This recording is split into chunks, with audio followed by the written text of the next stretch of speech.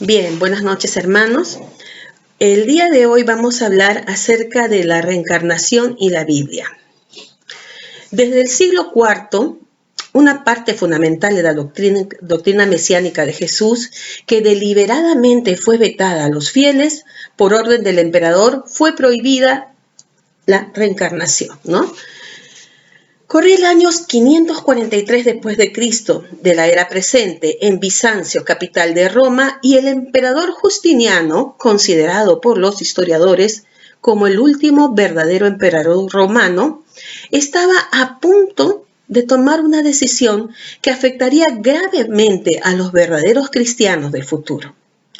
Justiniano, ávido del poder absoluto, había decidido desde tiempo atrás acabar con la independencia de las iglesias cristianas del mundo antiguo, que no se encontraban bajo el poder directo de Roma. Dentro de ellas, varias de las iglesias que Pablo evangelizara. Y para lograr sus fines políticos, Justiniano debía concluir la tarea de Constantino, que Constantino se propuso años atrás, y era deshacer el prestigio y autoridad del más sabio y respetado de los teólogos cristianos del siglo III, que era Orígenes de Alejandría. Para ello, Justiniano convocó 2 concilios en Bizancio, la capital del Imperio Romano del Oriente. El primero en el año 543 después de Cristo y el segundo una década después. El propósito secreto de ambos concilios era terminar de una vez por todas con la rebeldía de las iglesias cristianas no romanas que se rehusaban a aceptar como máxima autoridad al despótico emperador romano. Estamos hablando de Justiniano.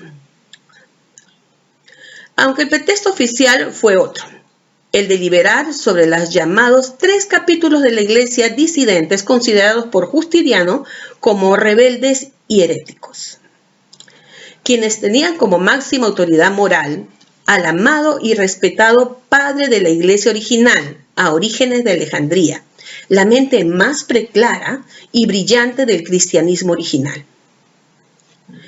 siendo considerado por los grandes estudiosos de los textos bíblicos como el padre de la ciencia de la iglesia. Para Jerónimo, el afamado teólogo que tradujo la Biblia Vulgata, Orígenes es el maestro más grande de la iglesia después de los apóstoles, igualado solo con Pablo, que era Saulo de Tarso, que era San Pablo.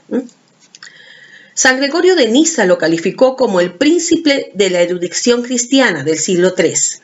El Erasmo de Rotterdam declara abiertamente que quienes sentó las bases doctrinales para las Biblias protestantes afirmaban fehacientemente que Orígenes fue quien abrió las fuentes inspiradas de la teología, ¿no? Mas Justiniano no fue el primer emperador en intentar el control del cristianismo. Antes que él, el emperador Flavio Valerio Constantino, en el año 325 después de Cristo, dictador absoluto del Imperio Romano Oriental, ordenó reunirse a los líderes de las diversas facciones cristianas de entonces en el llamado Concilio de Nicea, buscando con ello concertar en Roma el poder del cristianismo. Hablábamos hace un momento de que en esa época Roma pasaba por una crisis política tremenda, había una corrupción tremenda, una desunión tremenda, además de todos los crímenes, asesinatos que se dieron por esa época por conquistar el poder. Aunque no lo crean, eran 6 emperadores los que tenían a su mando Roma, o el Imperio Romano. Para poder tener ese poder y tener el apoyo de los cristianos, porque Constantino se dio cuenta que el cristianismo crecía exponencialmente. Se dio cuenta que mucha gente abrazaba la fe cristiana. Decidió no perseguirlos y unificarla. Bien. Unos meses antes de la reunión, Constantino manda matar a su esposa Fausta y a su hijo Crispín. Con eso nos damos cuenta que no estaba llevado por el mensaje de Jesús, sino por el hambre de poder.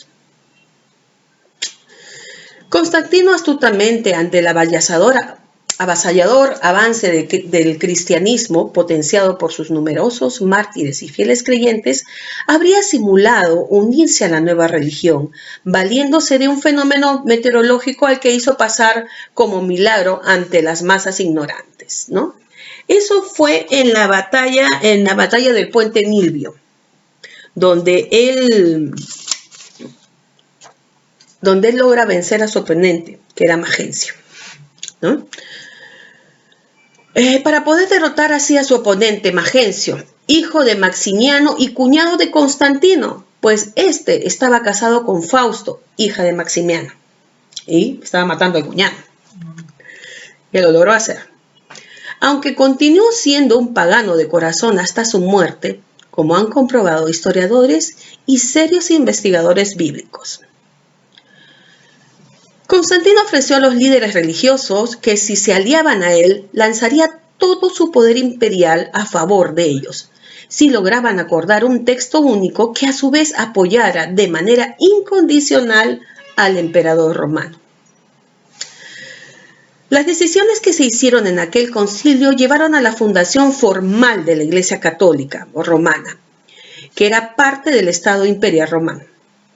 Poco tiempo después se dictarían y corregirían los textos de la Biblia, sobre todo los del Nuevo Testamento, para acomodarlos a los acuerdos políticos del Concilio de Nicea y a los intereses imperiales de Constantino.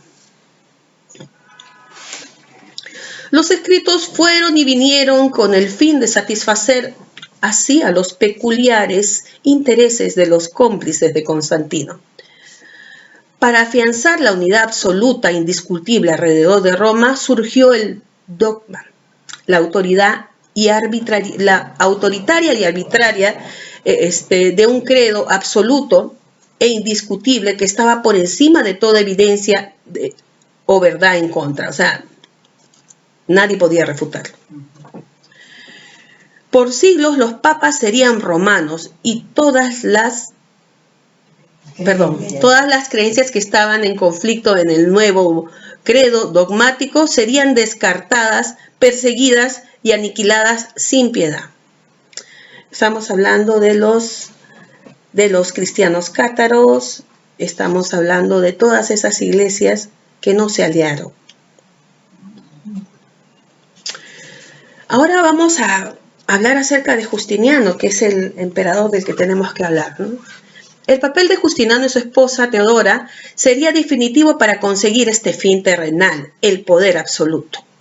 Para ello, Teodora había considerado indispensable prohibir la doctrina de la reencarnación, creencia avanzada en los escritos teológicos de Orígenes.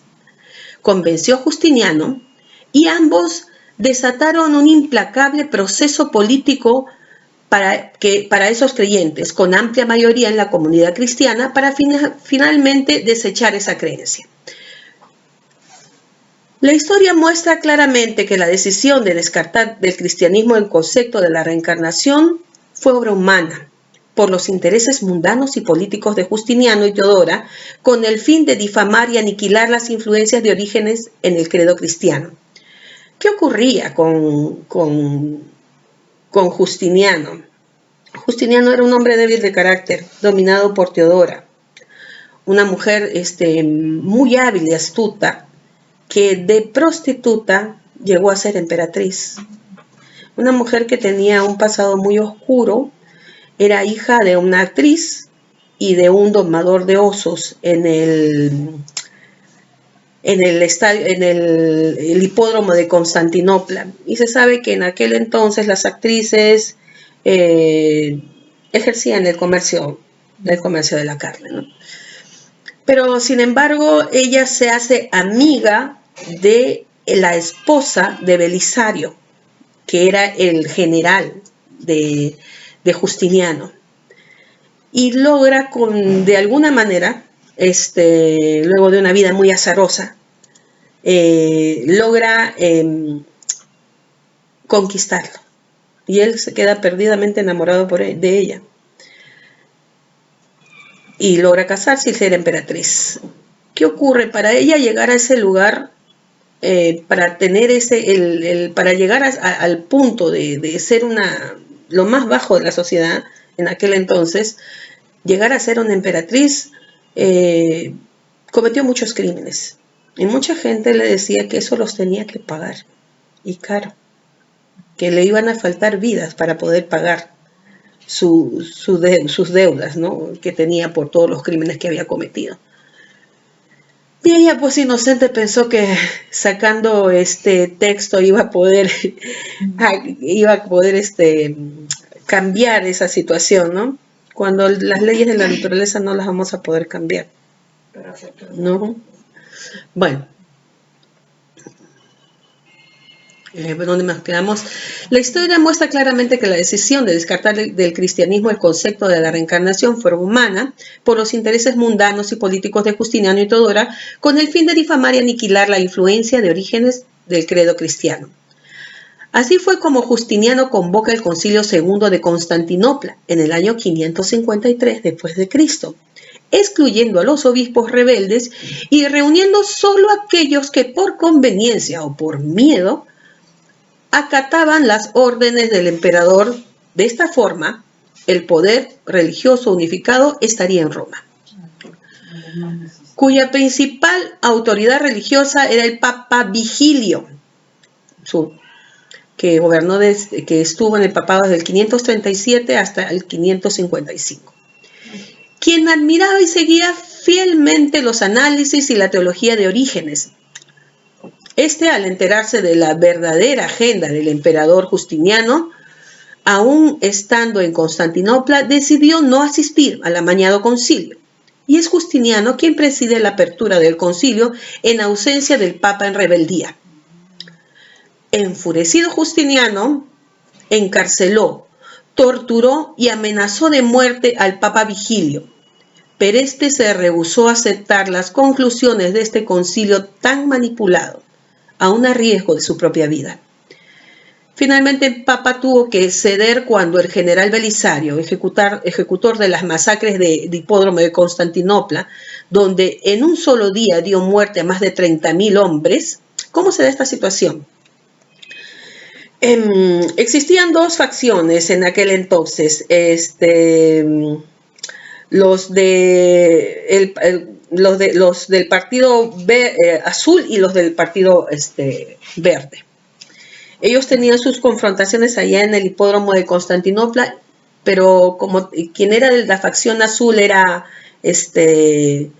Justiniano, se aprovechaba, humillaba y a los otros contendores.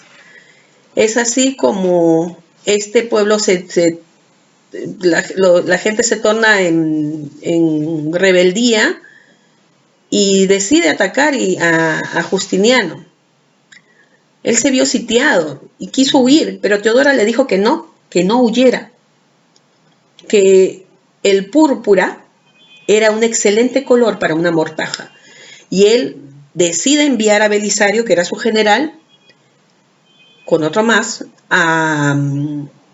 y los acorrala en el hipódromo de Constantinopla y mata a 30.000 hombres. Así, fue una batalla sangrienta. Eso hizo que Justiniano pues confiara más en los consejos de su esposa, de Teodora. Esta situación se dio ahí, ¿no? ¿Dónde estamos? El Papa tuvo que ceder cuando el general Belisario ejecutó de la masacre del hipódromo de Constantinopla, donde en un solo día dio muerte a más de 30.000 hombres, opositores del emperador. Le dijo que Justiniano amenazaba con matar a todos los cristianos que no obedecieran los dictámenes del concilio. Conocedor de que Justiniano sería capaz de eso, Vigilio se vio obligado a firmar la aceptación de las conclusiones de este concilio, aunque 6 años después se retractaría públicamente de ello. Pero la suerte ya estaba echada. Se había llevado a cabo un golpe de Estado para apoderarse del poder moral del cristianismo. La doctrina de la reencarnación del espíritu, junto con la preexistencia del alma, habían sido ya declaradas como anatema, como un crimen merecedor de la excomunión y condenación a pesar de incontables testimonios de lo contrario. Triunfó así la insistencia de Teodora, la emperatriz, quien en su ambición e ignorancia simpleza dominó a su impulsivo esposo. ¿Y por qué necesitaba que fuera prohibida la doctrina de la reencarnación en el cristianismo? Estudiosos y eruditos opinan que probablemente se debió a que la creencia en que el tener múltiples oportunidades para corregir yerros y completar tareas en otras vidas le da a la gente el poder y la autoridad sobre su propio destino, minando así la autoridad absoluta de los poderes políticos y religiosos. Por lo contrario, al convencer a sus creyentes que todas sus imperfecciones y fallas humanas deberán resolverse y expiarse en una sola existencia, los jerarcas religiosos podían ejercer un enorme poder moral e indiscutible sobre las multitudes ignorantes y temerosas al amenazarlos con el fuego del infierno y la condenación eterna. Y porque el Papa Vigilio y un gran número de las iglesias no romanas se opusieron, ¿y por qué el Papa Vigilio y gran número de las iglesias romanas se opusieron tan decididamente a la prohibición de la reencarnación? Existen dos poderosas razones. La poderosa razón para esto son dos posiciones mesiánicas. Voz de uno que clama en el desierto, aparejad el camino del Señor y enderezar sus veredas. Eso está en Isaías 43. Luego tenemos, he aquí, yo envío al mensajero, el cual preparará el camino delante de mí. Luego vendrá a su templo el Señor, a quien vosotros buscáis, y el ángel del pacto, a quien deseáis vosotros, aquí viene. Ha dicho Jehová de los ejércitos, he aquí, yo os envío Elías, profeta, antes que venga el día de Jehová, grande y terrible. Muchos cristianos de buena fe, a quienes se les ha ocultado estas cosas, al rechazar la doctrina de la reencarnación, niegan de manera automática que Elías, el profeta, hubiera llegado antes del Mesías, sin darse cuenta que al no haberse cumplido las profecías de Isaías y Malaquías, necesariamente significaría que Jesús no pudo ser el Mesías prometido. Si no vino Elías, Jesús no pudo hacerlo. Así, sin percatarse de esta incongruencia, los cristianos modernos, sin saberlo, siguen obedeciendo ciegamente los mandatos de un emperador romano, sumándose a los creyentes de la religión judía, que hasta hoy esperan la venida de Elías, para preparar la venida de Cristo, del Cristo profetizado.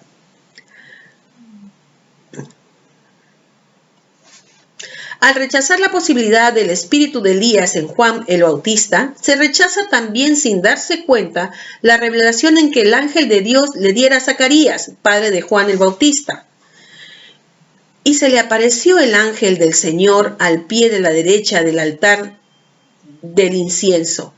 Y se turbó Zacarías y viéndolo cayó temor sobre él. Mas el ángel dijo, Zacarías, no temas, porque tu oración ha sido oída, y tu mujer Elizabeth te parirá un hijo, y llamarás su nombre Juan. Porque será grande delante de Dios, y no beberá vino ni sidra, será lleno del Espíritu Santo, aún desde el seno de su madre. Porque él irá delante de él con el espíritu y virtud de Elías, para aparejar al Señor un pueblo apercibido. Eso está en Lucas, primera de Lucas, de versículos del 11 al 18. La descripción que hace la Biblia de ambos personajes, Elías de Tisbe y Juan el Bautista, primo hermano de Jesús, es apabullante en su similitud. Y ellos le respondieron, un varón belloso ceñía sus lomos un cinto de cuero. Entonces el rey dijo, Elías Tisbita es. Esto está en Segunda de Reyes 1:8. Y tenía Juan su vestido de pieles de camello y un cinto de cuero en los lomos, y su comida era langosta y miel silvestre. Esto está en Mateo 3:4 y Marcos 1, capítulo 1, versículo 6. Al rechazar la encarnación de Elías en Juan el Bautista, las religiones cristianas modernas que siguen obedeciendo los dogmas de los concilios de los emperadores romanos niegan autoridad al mismo Jesús, quien dijo, porque todos los profetas y la ley hasta Juan profetizarán. Y si queréis recibir a él, es aquel Elías que habló. Mas os digo que ya vino y no lo conocieron.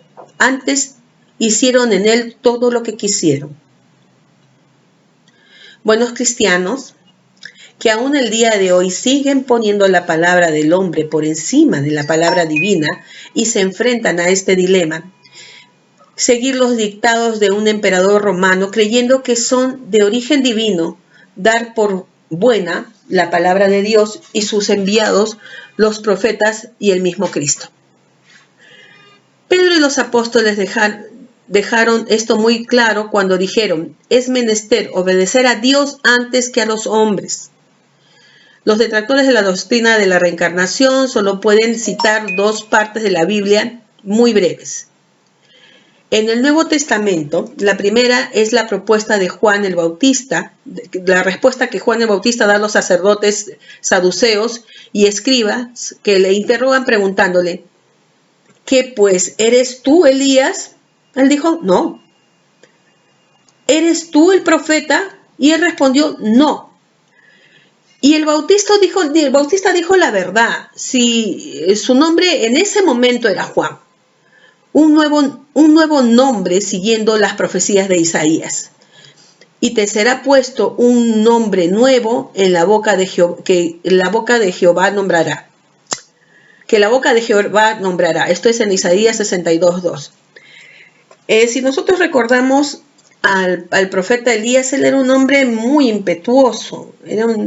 Era totalmente distinto a Juan el Bautista, que era tan manso.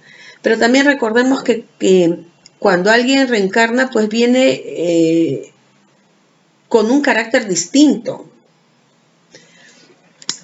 Ahora, continuemos. Porque a diferencia de la resurrección, que el resucitado continúa en su mismo cuerpo, y al reencarnar el espíritu llega a un nuevo cuerpo, con un nuevo nombre, una nueva personalidad, tal como ángel del Señor le explicara a Zacarías, quien lo comprendió todo cabalmente, y al nacer Juan lo bendice diciendo, y tu niño, profeta del Altísimo serás llamado, porque irás ante la paz del Señor para aparejar sus caminos. Esta es primera de Lucas, versículo 76. Si los sacerdotes le hubieran preguntado a Juan, ¿está en ti el espíritu de Elías? El Bautista les hubiera respondido que sí, y de hecho así lo hace, cuando inmediatamente y claramente les explica y les dice, yo soy la voz de aquel que clama en el desierto, tal como Isaías describió el retorno de Elías. El único otro versículo que citan fuera de contexto los detractores de la doctrina de la reencarnación está en la epístola de Hebreos. Y de manera que está establecido a los hombres que mueran una sola vez y después el juicio. Eso está en Hebreos 9:27. Si se interpreta este controvertido versículo de Pablo, literalmente surge entonces un interrogante. ¿Dónde están entonces hoy en día esos que habiendo sido resucitados deberían continuar vivos, como el hijo de la viuda de Serepta, a quien Elías volvió a la vida, y el hijo de la Sunamita, que Eliseo resucitó? ¿Y dónde está Lázaro, quien entre otras más fue resucitado por Jesús, así como Pedro resucitó a Tabita Dorcas? Si solo se muere una vez, ¿cómo pareciera Pablo afirmar? Porque acá se dice que esto ha sido escrito por Pablo. cosa que los eruditos bíblicos refutan actualmente. Entonces, esos resucitados deberían seguir vivos hasta hoy, porque solamente se muere una vez. ¿Y no estarían acaso dando este testimonio de eso? A ver, continuemos.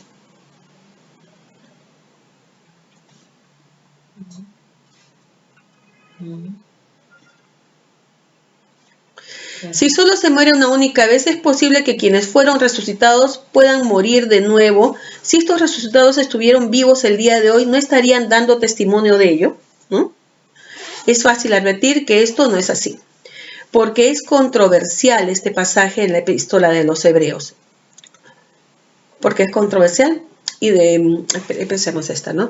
Y de manera que está establecido que los hombres que mueran una sola vez y después el juicio. Hebreos 9:27. De hecho, Martín Lutero y Calvino negaban que Pablo hubiese sido quien la escribió, basándose en que los más respetados padres de la iglesia original, que es Tertuliano y Orígenes, así lo afirmaban, ¿no? Por eso ambos estudiosos de los primeros siglos de los cristianos incluyeron la epístola de los Hebreos dentro de los escritos llamados pseudoepígrafes, a los cuales hoy se le llama evangelios apócrifos. Eso fue lo que hicieron. Fue hasta el Concilio de Trento que esta controvertida epístola le fue atribuida falsamente a Pablo, por cerrada votación de obispos a quienes Lutero calificó de ignorantes y torpes, sabiendo los hechos históricos sobre la prohibición de la creencia en la reencarnación y la preexistencia del Espíritu. Los creyentes en que Jesús fue en verdad el Mesías prometido se enfrentan a un grave dilema: continuar negando la reencarnación, negando con ello el cumplimiento de las profecías mesiánicas y que Jesús de Nazaret fuera el Cristo prometido.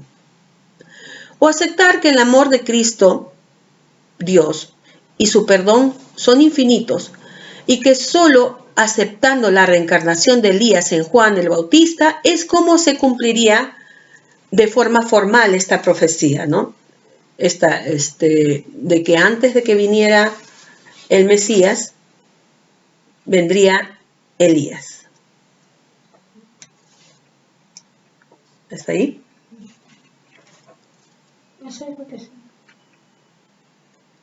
Continuamos.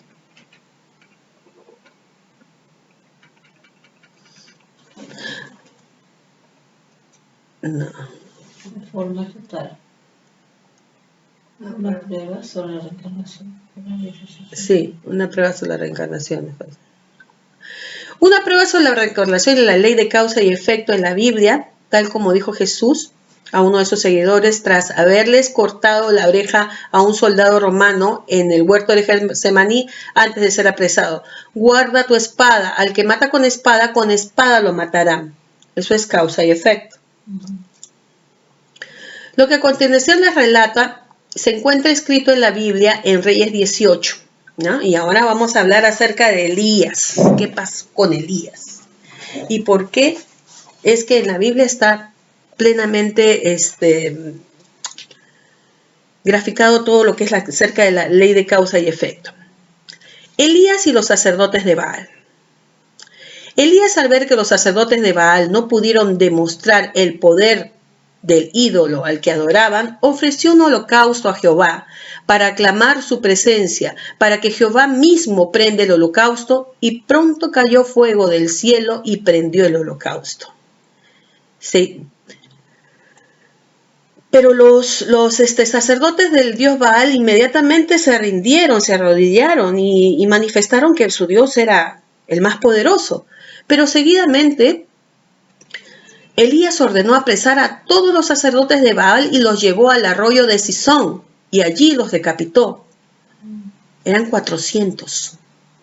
Decapitó a 400. Ahora recordemos que el profeta Elías regresaría para restaurar todas las cosas antes de la venida del Mesías. En Mateo 17, 12, 13, Jesús dice: mas os digo que Elías ya vino, y no le conocieron, sino que hicieron con él lo que quisieron.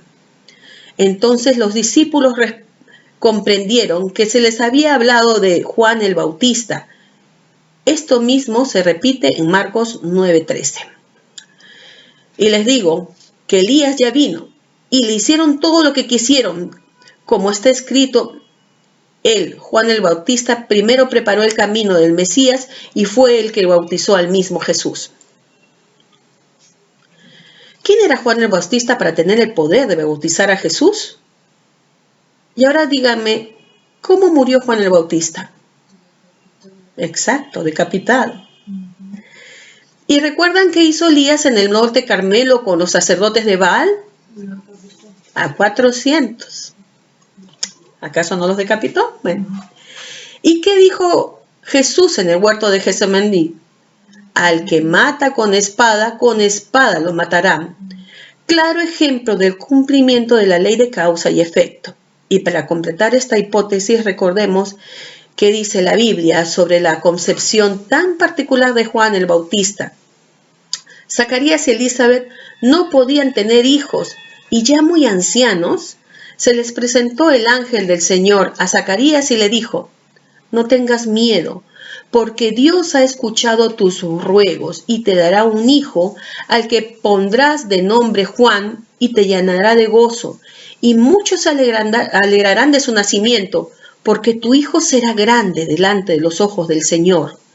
No beberá vino ni sidra y estará lleno del Espíritu Santo desde antes de nacer. Hará que muchos de la nación de Israel Señor su Dios.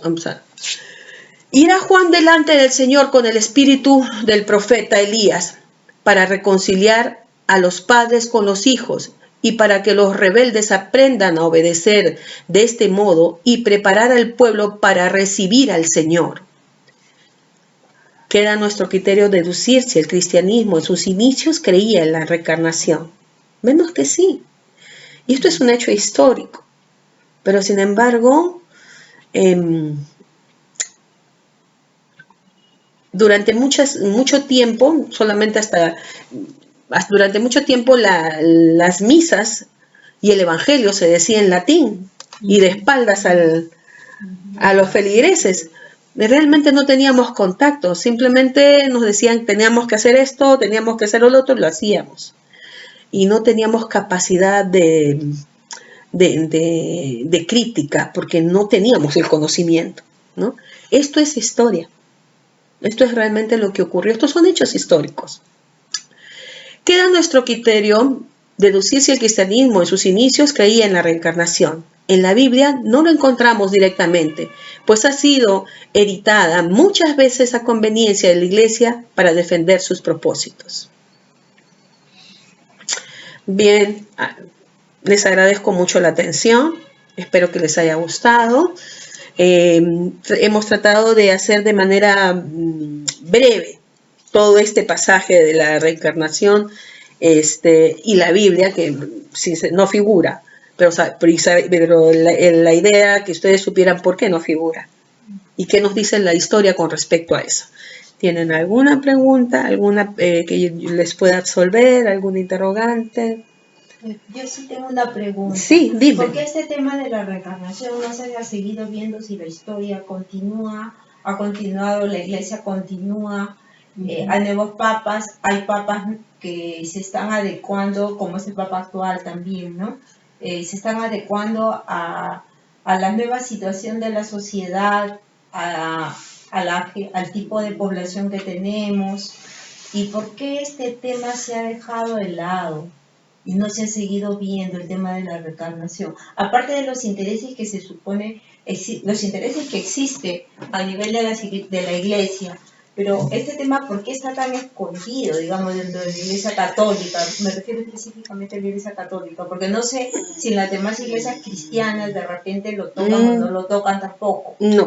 No, porque justamente ahí estábamos hablando de que el quitar estos tres evangelios, todo lo referente a la doctrina de la reencarnación de los textos bíblicos, no solamente afecta a los católicos, sino a todo el pueblo cristiano. Recordemos que hay una cantidad de iglesias cristianas que se basan en los textos bíblicos, ¿no?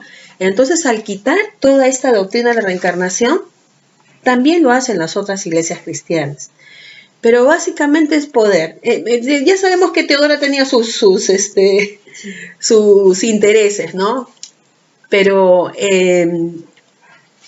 a lo largo de la historia, lo que se ha querido es tener poder y se ha trastocado el mensaje de Jesús, que es de amor, de reconciliación, de caridad, de misericordia.